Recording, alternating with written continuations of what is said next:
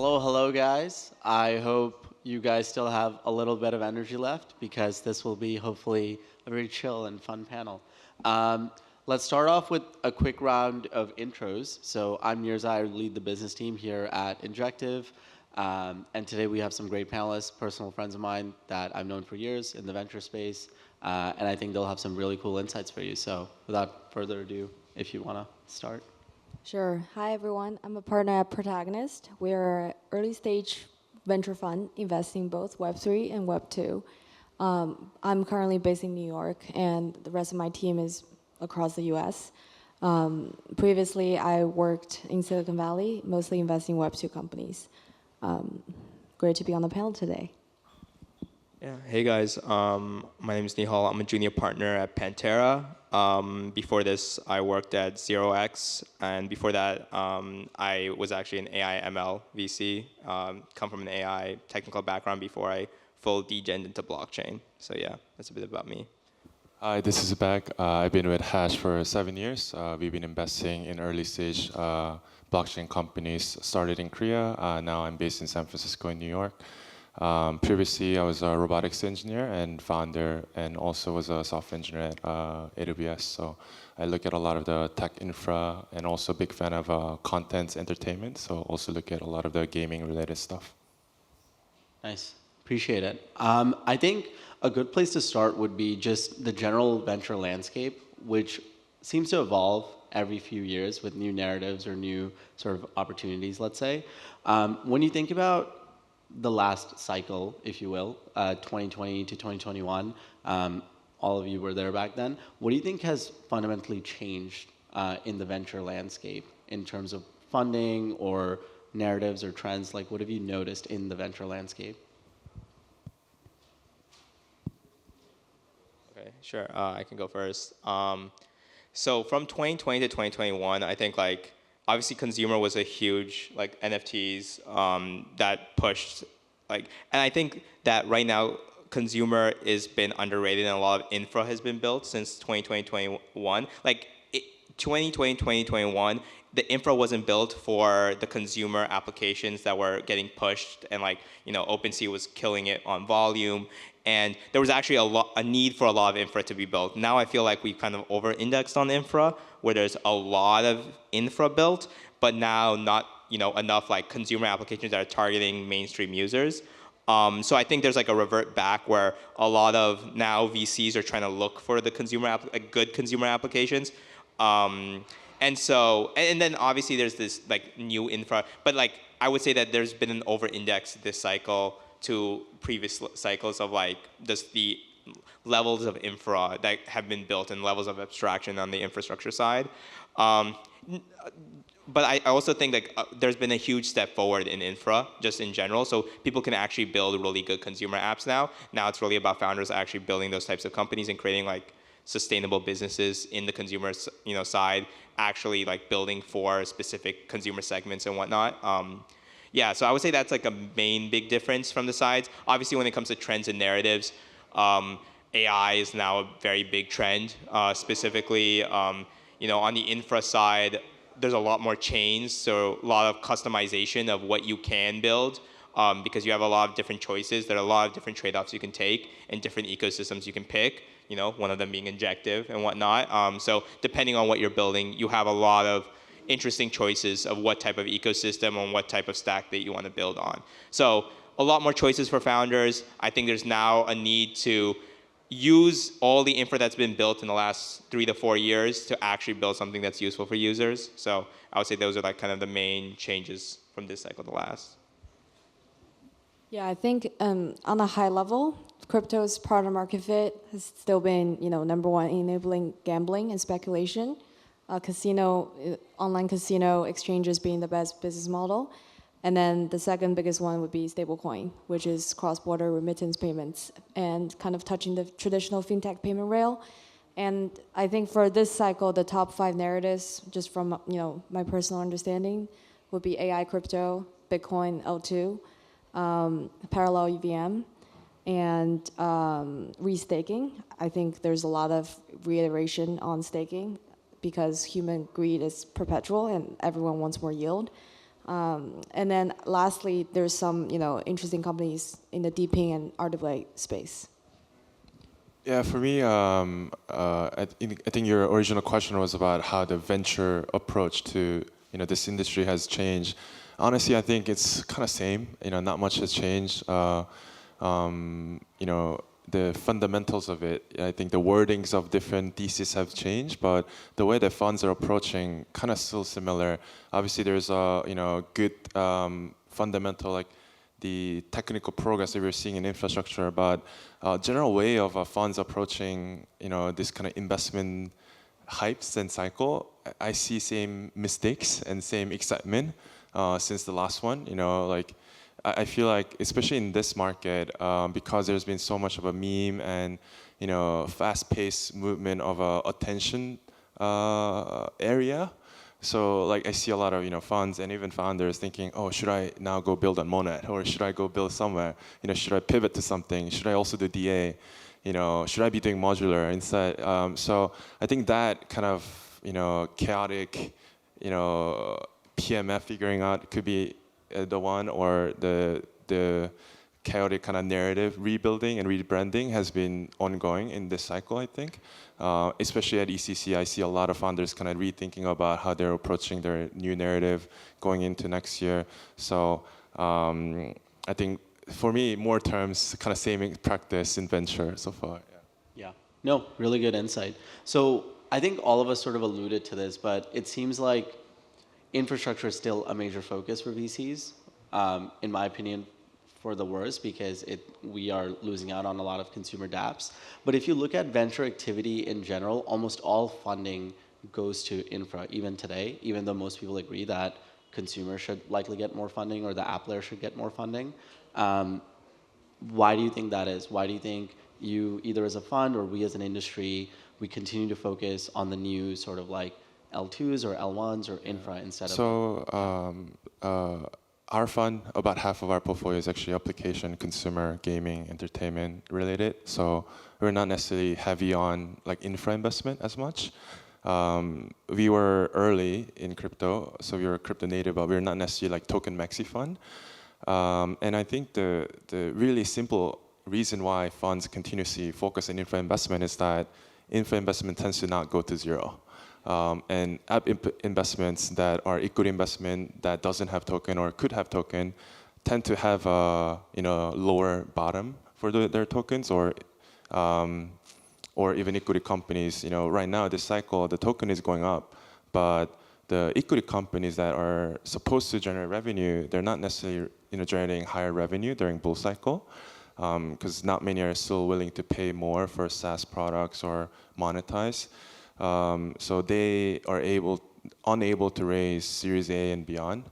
A lot of them get seed funding with their thesis, but if you're not able to prove out the metric or monetization up to next round, you just don't get a funding. So just much higher chance of a company winding down in the consumer app space than protocol, which could kind of continue going on with treasury or some different tactics.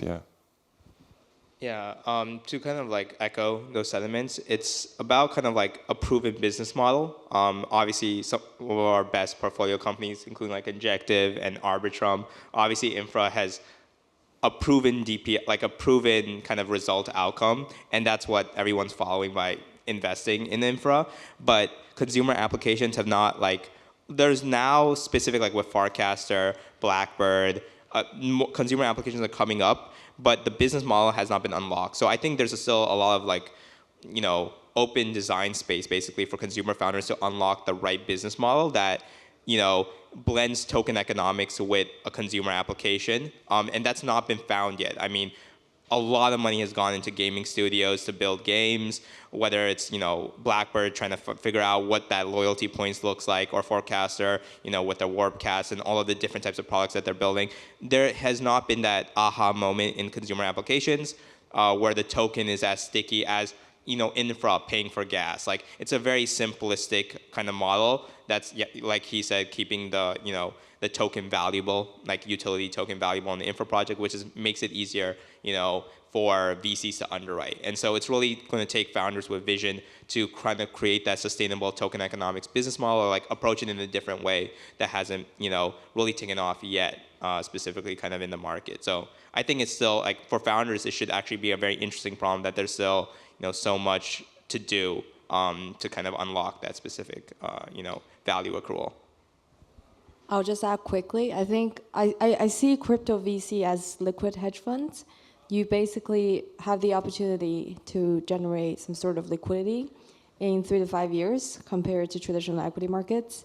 So a lot of the crypto VCs, they have a liquid arm and they have a validator business, and they stake their token and then they buy those tokens cheap at the seed and Series A, and you have a certain vesting schedule, and then the token becomes liquid.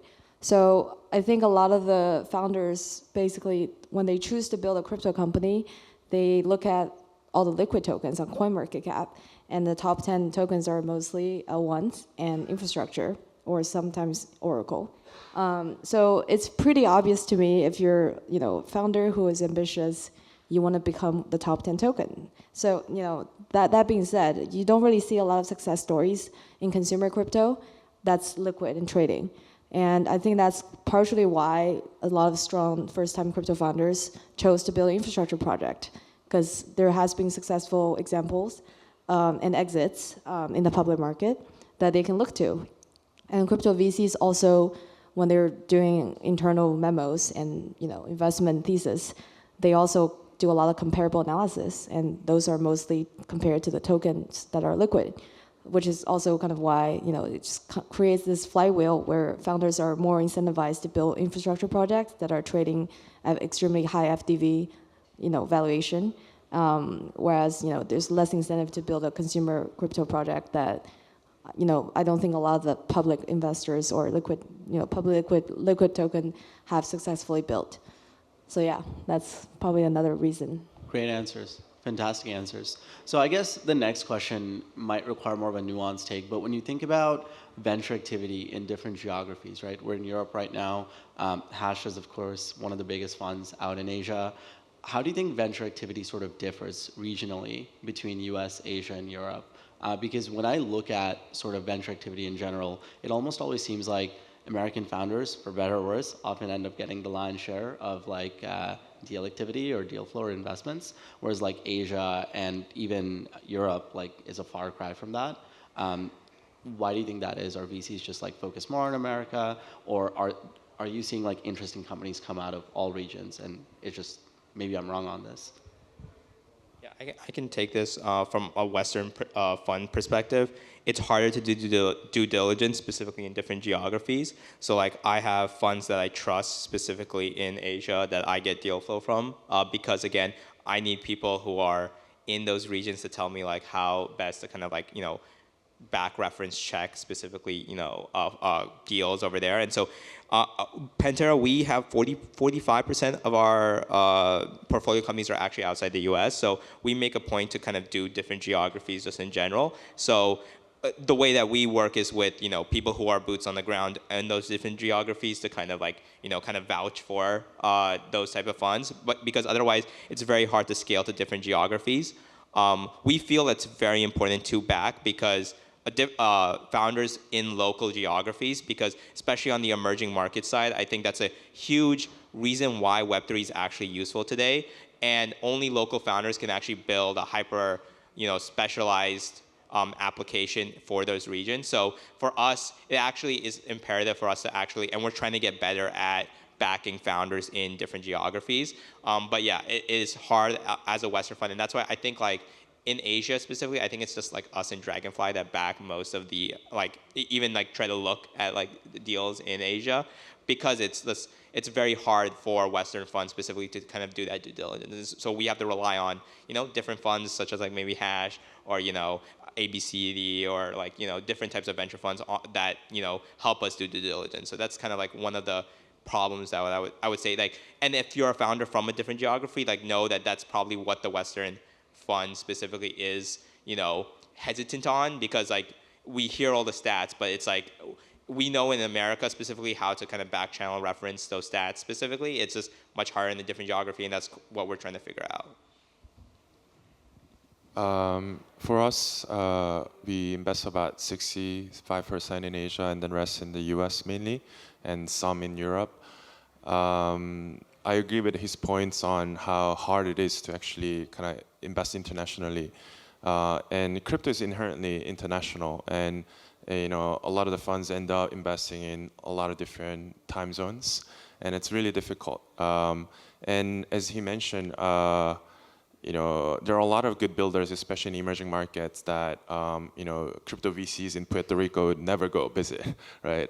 And I believe, even though the business is international, the way that VC should approach in supporting founders should be hyper local, because being an investor is actually not just about commenting on token model or helping with the token launch, helping with some of the check-ins and thinking about go-to-market or exchange listing.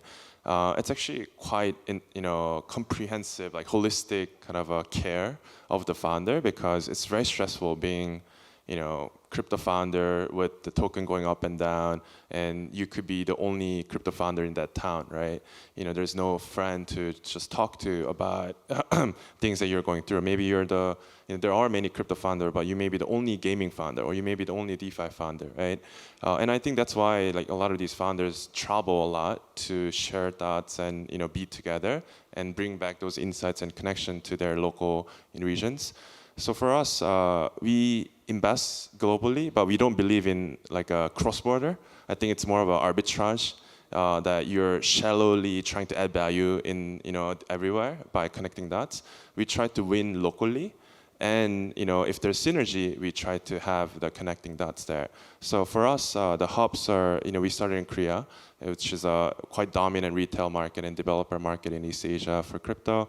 And then we expanded to Silicon Valley, where I'm based.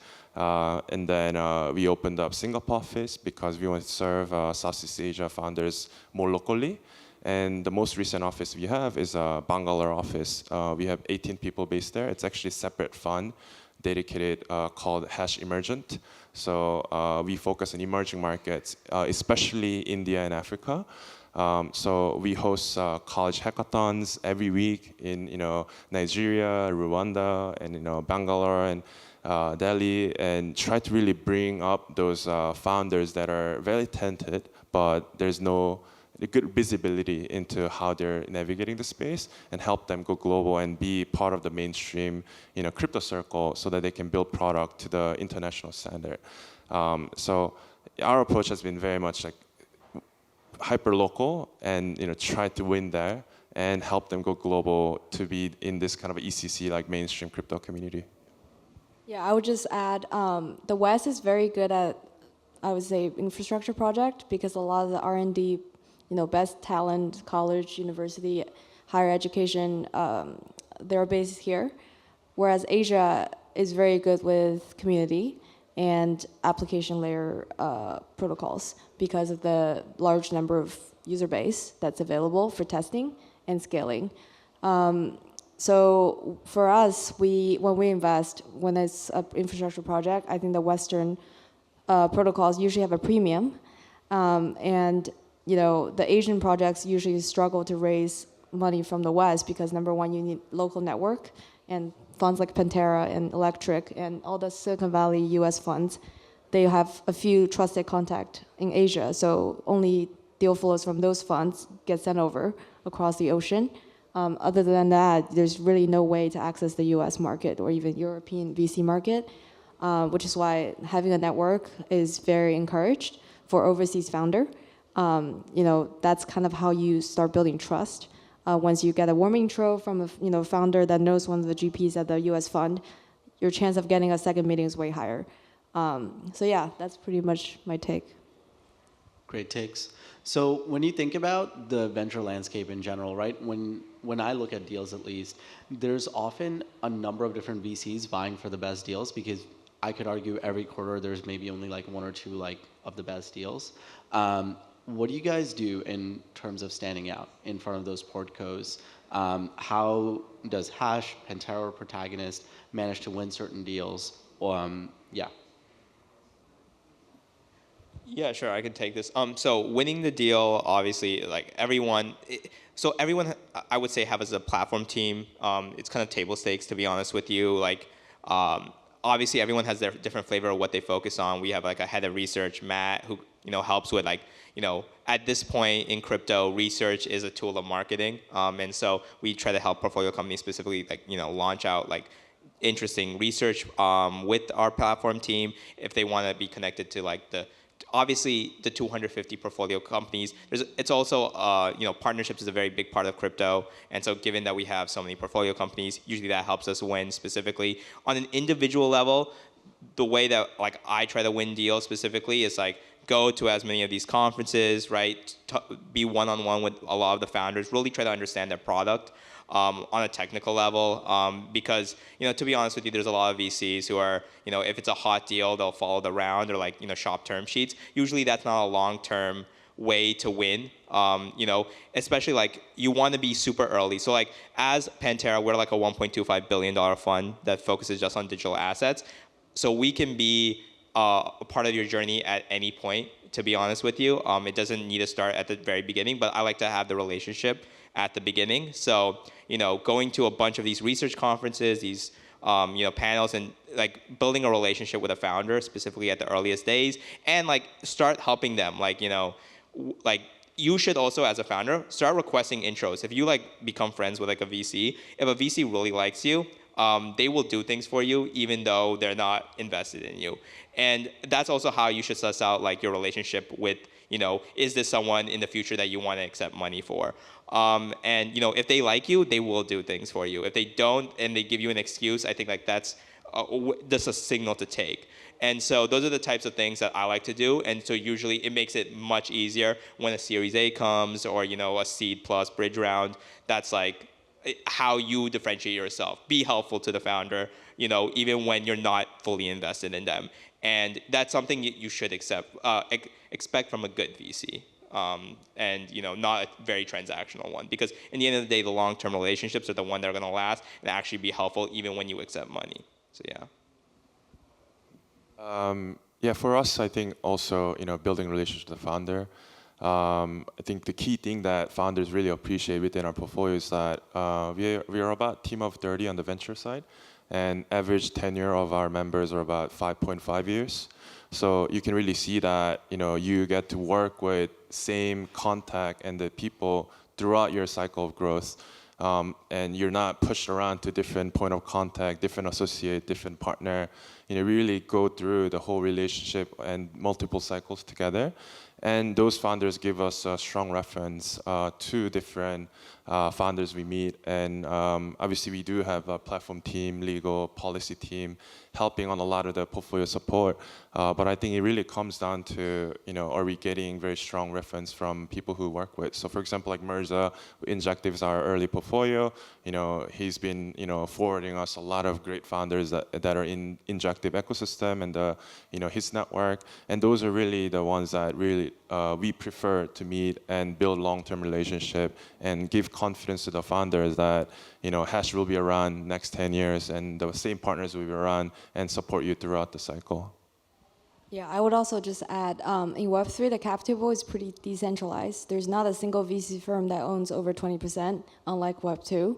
So most cap tables you see, you have party rounds of 10 to 15 VCs who are all friends, and they all add different value. There's funds that are focusing Asia, help with Korea, with China connections.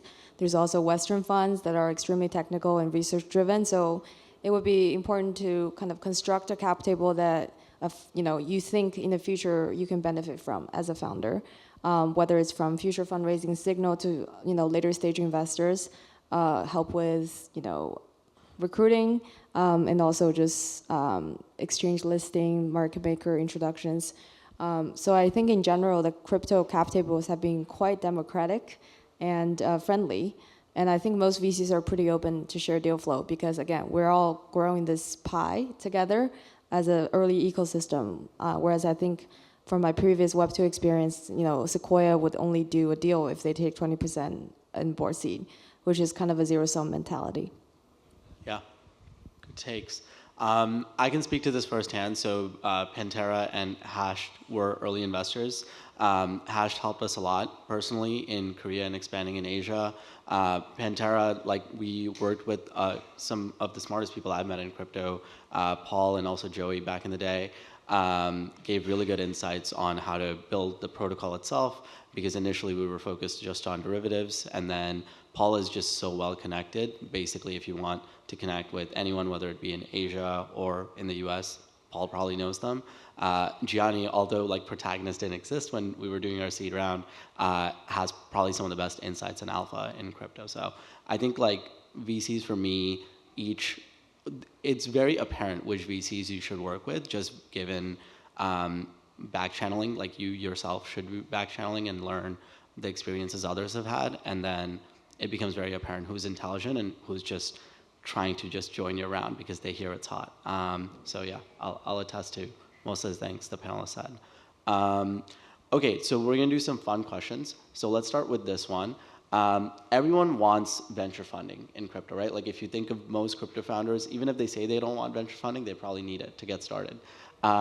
What is maybe one unique story of a founder you can remember of how they stood out to you in the pitch process, or how they approached you, or any time during the sort of investment cycle? This could be anything.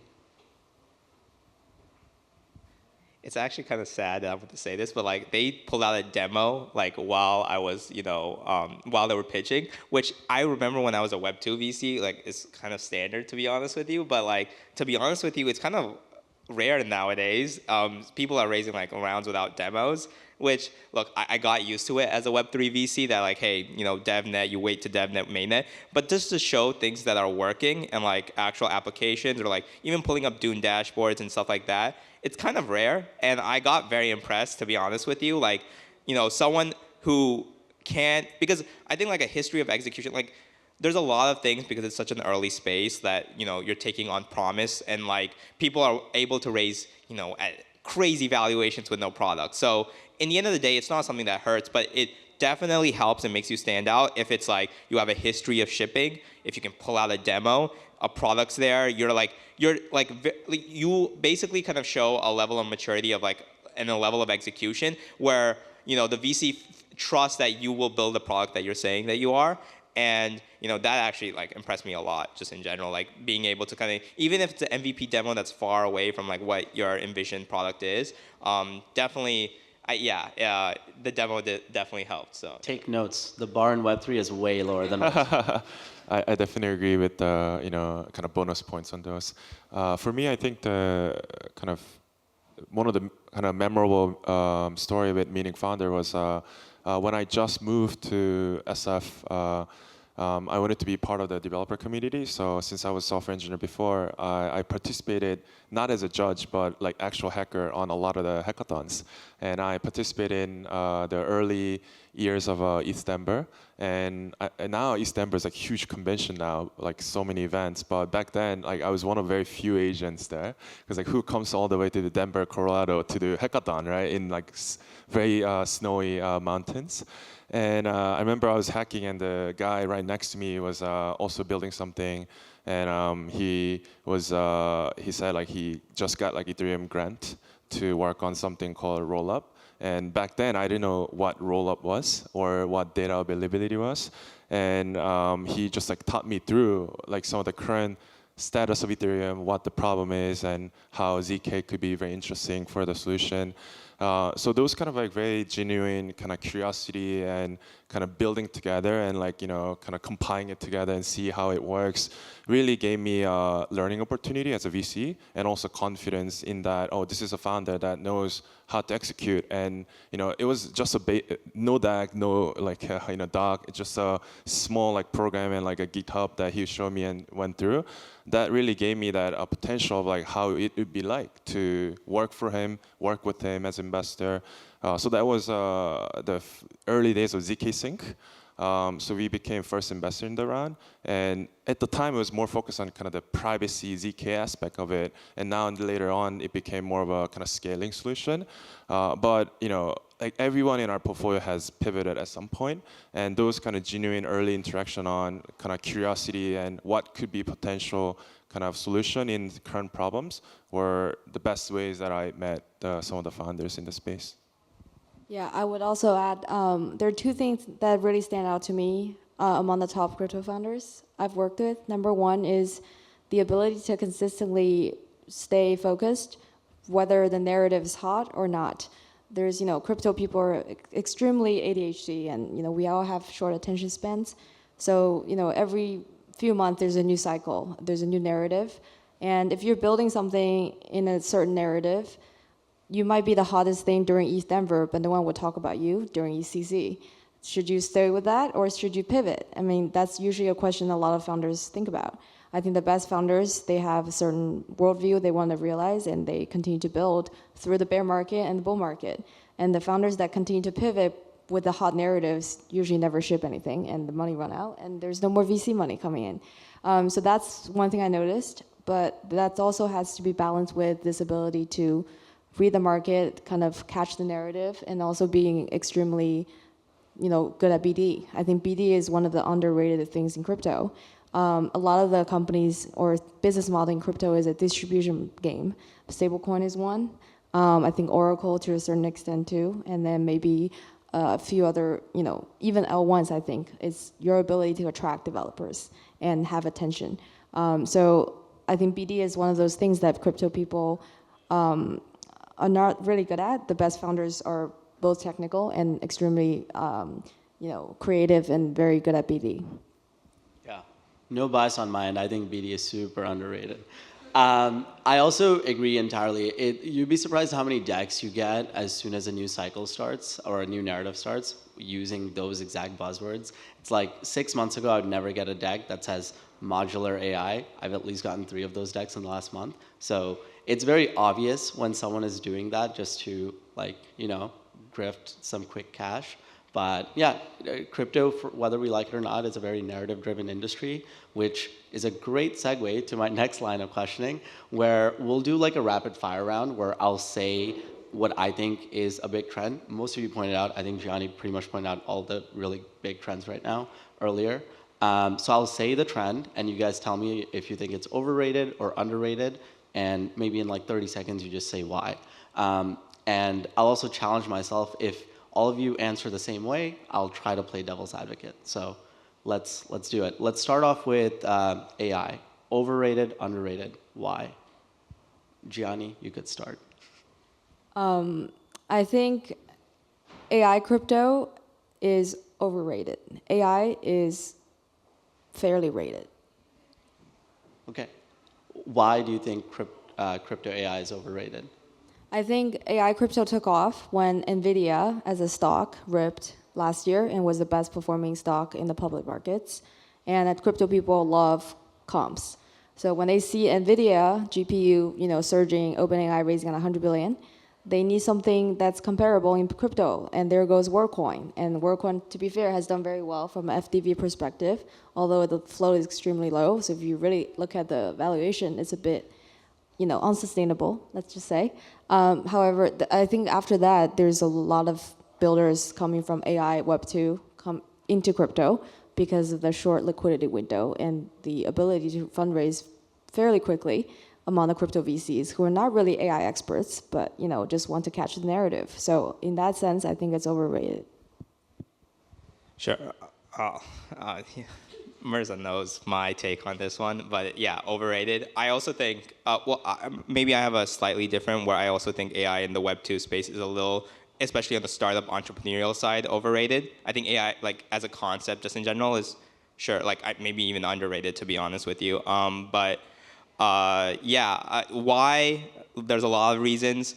Decentralized training doesn't work. Decentralized inference needs a privacy layer before it can actually be sold to enterprises. So the 15 companies that are doing, decentralized inference, I find to be lacking any use case right now. Obviously, once NVIDIA comes with TEEs, there's a different story. But I think there's just a lot of things right now people are building and trying to find the problem in the AI Web3 space specifically. So a lot of the deep infra that they're building, I do think there's a place for Web3 AI, maybe on the data layer specifically, because I do think like the human coordination problem that blockchains do, help solve is very interesting, because I think like Scale AI, before they got into synthetic data, was, kind of like a fake company, because anyways they were just paying people in third world countries to label their data. And I think crypto has, if you get good executors, there's actually a way to kind of really kind of help the data layer specifically in this AI pipeline. So are there parts of the tech stack in AI that crypto can help? Yes. I do think it's very overrated in the sense of the amount of money that's going into deep AI infra, or that, just in general, it doesn't need to exist right now. But look, in the end of the day, maybe I could be wrong, but so far I haven't seen anything that's that particularly interesting. I think AI in general is underrated, and AI in crypto definitely overrated. We haven't done any investment in a company that had AI in the first slide of their deck, but we have a lot of portfolio that are utilizing AI. I think in crypto, people don't really realize how hard it is to do AI along with blockchain. So generally, I'm bearish on teams that are tagline blockchain AI, together, unless they're just utilizing something to do, I don't know, better UGC on games, or automate certain things, or have more intent on certain things. More of a practical purpose approach we like, but not so much like fundamental AI blockchain. Yeah. I accidentally might have screwed myself over by this line of questioning. But yeah, I actually agree with all of them, but I promised that I would play devil's advocate for every question. So anyways, I actually think it's overrated, but for sake of argument, I think Web3 AI is very underrated. And the reason for that is, I think if you really think about it, we're just early in the process. What people get wrong is the development cycle for AI takes years and years. Just now in Web 2, we're only now realizing how long it takes. Like ChatGPT, everyone uses it today. Took over a decade to really build, if you think about it. Perhaps more if you think about all of the previous work that went into like even the creation of OpenAI before OpenAI as a company launched. Crypto AI is kind of a buzzword right now because these things haven't been built yet. But once it does, yes, the applications will be profound. So I think if you want to bet early, I think you could argue that it is underrated. I think the problem I have with Web3 AI is most founders use it to just raise money. They don't actually mean AI. If you look behind the scenes, it's maybe just very basic ML or data gathering. It's not real AI. So that's where my problem lies. Like, I'm yet to see a crypto project that's real AI, and not just like random GPT wrappers or like data gathering software or platform. So that's my perhaps nuanced take. So the next one, it's been a hot narrative, but maybe less so compared to a few months ago. But Bitcoin L2s, it's kind of like been all the rage, especially with ordinals coming out like end of last year, which led to the emergence of a lot of different Bitcoin L2s. Overrated, underrated, why? We could start with you again, or we could start with Baek this time. Overrated. We haven't really put significant capital in that field as a fund. I think the capital market TAM is high, but the actual need for such solutions I think it's overrated. I would say it was overrated in Q1. It's underrated now, in the sense that it was overrated when everyone was raising a Bitcoin L2. There are 20 of them. Everyone was making so much money. Now I feel because so much money got splashed into it, everyone just said, forget about it. It's all bad now. Like, and even now, like, there's a lot of like maybe Bitcoin L2 scams out there for sure that are all gonna go to zero.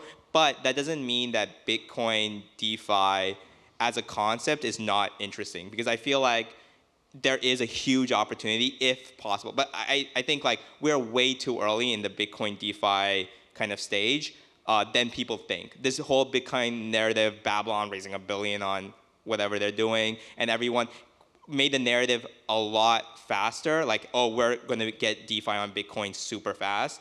but I think we're like in the very earliest of stages right now. Like ZK technology and all the different opaque and like the different things that you need to go through with all the OG Bitcoins. There's so many things that need to happen first before like true DeFi can come to Bitcoin. But when that happens, I think the opportunity is as big, if not bigger, than what happened on Ethereum. But I just think it's so much slower than what people think. And so, yeah, that's kind of like my nuanced take here where, yeah, it kind of as a market before it was overrated, but now I think I would still be looking into kind of the Bitcoin stuff, but obviously it would be like a huge R&D project that is years from now going to take off. So. Yeah, I agree. I think short term, overrated, long term, underrated. Bitcoin as an asset class is still number one, and there has to be DeFi. So I think a lot of the VCs are pressured to make some bets in Bitcoin from their LPs because the Bitcoin ETF was approved. So then you need to financialize Bitcoin. So L2 is the most natural path. And then after that, you have the DA layer, the oracles, and all the other important pieces that will be built on top of that. So that's kind of why all the founders started building Bitcoin L2s. I started seeing deals last November on the rumor that the Bitcoin ETF is getting approved. There's already founders building on Bitcoin, and there's probably 40 L2s now by today. But I think there's only maybe 1 to 2, maybe maximum 5 of them that will survive. Yeah, good takes. I think everyone had different takes, so I don't have to play devil's advocate this time. I think it's. I think I agree with Nihal for the most part. I think I'm somewhere in between. The reason I'm kind of bullish actually on Bitcoin L2s is because a lot of money in Bitcoin is in Asia, especially China, and people are looking for a new outlet. Bitcoin L2s just happen to be an outlet for this capital outflow because people are just trying to diversify into the Bitcoin sector. That's why things like ordinals took off last year, in my opinion. So Bitcoin L2s are just an expression of the amount of value or capital locked up in Bitcoin. I would say it's a little overrated because the current iterations are pretty pedestrian. Like they're doing the same thing. Like they're like, oh, we're building like the same Bitcoin L2 and we're bringing DeFi to Bitcoin. But it's sort of the same take I have for L2s in general. We don't need the same general purpose L2s for Ethereum. Like they're all kind of doing the same thing. That's why you see the hype kind of dying down for L2s in general in Ethereum land today, in my opinion. But for Bitcoin L2s, we're in the early phases. So I just wish to see a bit more experimentation, maybe specialized projects in Bitcoin that leverage the value or try to unlock that value. I don't think it will be the one-to-one match from Ethereum L2s because right now the only thing you see is people trying to recreate Ethereum L2s on Bitcoin, which I don't think is the right thing for Bitcoin, but that's just my take. Okay, so last one on this line of questioning is RWA. So it's been like the hottest topic probably, especially with things like the Bitcoin ETF coming out, the Ethereum ETF hopefully getting approved later this month. So now people love talking about asset tokenization, asset-backed tokens. What do you think about it in general? Overrated, underrated, why? We can start with Jiani this time. I think RWA is fairly rated. Yeah, it's not too hype. Partially because a lot of the talent in RWA came from TradFi, and these founders tend to have more experience. They're not 16-year-old devs who's never built a company, let alone work at a company before. So I think there's not a lot of irrationality or irrational exuberance from the VC community that invests into RWA. I also think RWA is something that takes a while to build. You can't just fork something, and try to ship something in a few months. So I think in general, the founders that met in RWA tend to be towards more senior/mature, and they have built companies before or have worked at a bank for a few decades. From that sense, I think there's definitely a higher barrier to entry from the founder perspective, and also, you can just hear the quality of the pitch is way better, and things are just a little bit more measured, which is kind of why I think it's, fairly rated. I'm going to say underrated in the sense that because there's not enough excitement in RWA, even from the venture side, and founders feel pressure not to do, just focus on RWA. I know a lot of people who, are doing data companies that are pivoting to the AI, even though their main product was used for, RWA pricing or whatnot beforehand. And I think that's why I feel like it's underrated, because people feel that they have to be pushed away from it, when I do think that this is one of the main utilities, especially in if they can unlock basically what the real use cases are in emerging markets, because probably in the developed world there's not much on-chain that you can do that's better financial services than in the developed nation. But when it comes to emerging markets, there's actually a significant innovations that you can actually build, and we've seen companies do that. And things like Ondo, tokenized hedge funds have come out. I think there should be more excitement than there is now in the RWA space. And that's honestly the problem lies with the VCs and also founders, because the founders are following like the VCs who are not putting money in. And I think that's why it's kind of underrated. I'm trying to hopefully change that, because I try to like look at RWAs now as well. But I do think it's kind of underrated in the space, just because there should be more excitement than there is. Yeah, I think generally RWA as a term is fair. The venture landscape, as he said, it's underrated. There's not many investable venture companies or protocols in RWA space, and I think the fact that you're dealing with real asset means you need actual like domain expertise in that field, which is a very rare match to have that in both crypto native sense and that domain expertise. So we just see less number of founders that are tackling these specific hard problems where there's a market opportunity in non-crypto market. Yeah.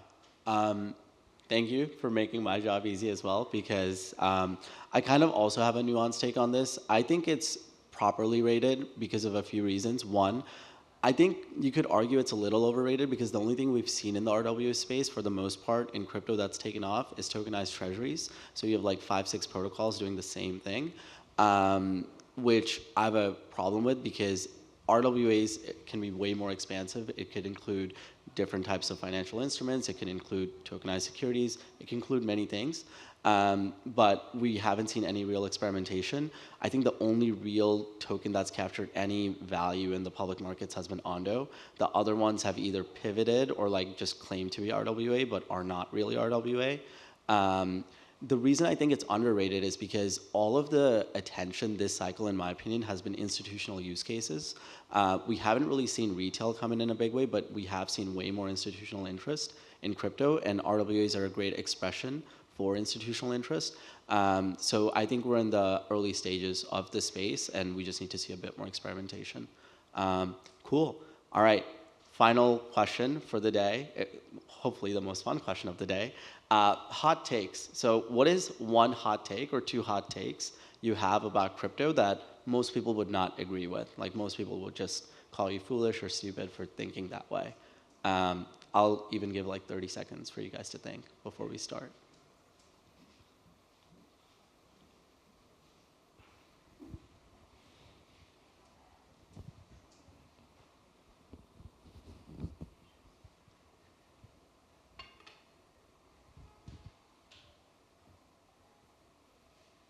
Cool. Ready? Who wants to start?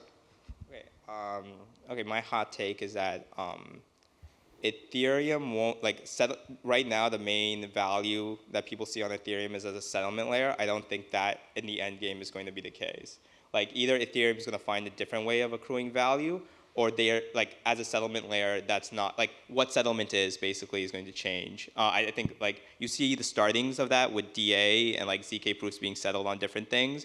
And also people are playing with the word finality nowadays. But I do think that if Ethereum is going to like survive, it can't just be on the settlement layer kind of thesis that it's had so far.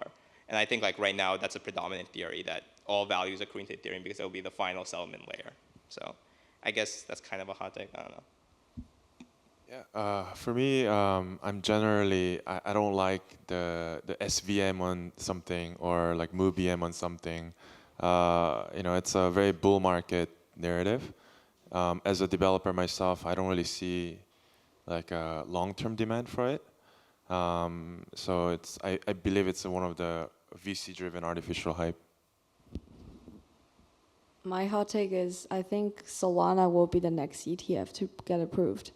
It's not very hot, but I do think it's going to happen. When do you think it's going to happen? It depends on who wins the presidential election, so I don't know. Okay. No, I think these are all good hot takes. Well, thank you, everyone. I think this was extremely insightful, at least for me. I hope for all of you as well. And thank you to our panelists for joining us.